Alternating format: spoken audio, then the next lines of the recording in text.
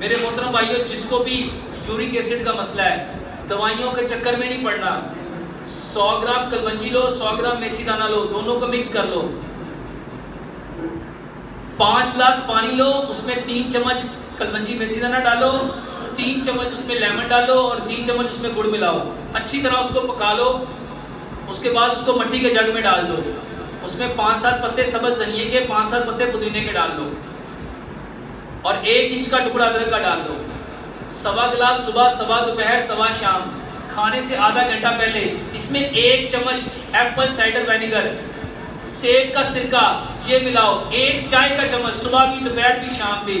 सिर्फ 10 दिन बंदा ये अगर कोलेस्ट्रॉल रह जाए तो फिर कहना। मेरे मोहतरम भाइयों, जिसका खाना हजम नहीं होता, जिसका खाना कभी गैस बनाता है, कभी तेजाबियत बनाता है, कभी कब्ज बनाता है, कभी उसको लूज मोशन हो जाते हैं, उसकी वजह से ये नर्वस सिस्टम की वीकनेस, ये जो आपके नर्व्स की वीकनेस होती है, उसकी वजह से ऐसा होता है। इसके लिए दवाइयों के चक्कर में ना पड़ो, सलाद खाना सीखो, सलाद खाना सीखो। अदरक, लहसुन, पुदीना, नारदाना ये चटनी बनाओ।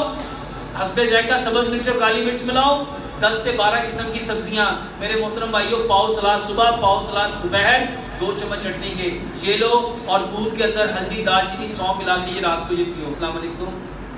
गुजारिश है, मेरे कंधे का पट्टा खिंचाव में है, बाजू ऊपर करता हूँ, पट्टे में आवाज़ आती है और दर्द होता है, बाजू ऊपर तो खिंचाव होता है। सिर्फ इसके लिए हल्दी, दालचीनी वाला दूध पियो और ये जो अदरक, लहसुन, पुदीने, नारदाने की चटनी बताई है ये लो इंशाल्लाह और इसके साथ सलाद लो, इसी से ठीक हो जाएगा।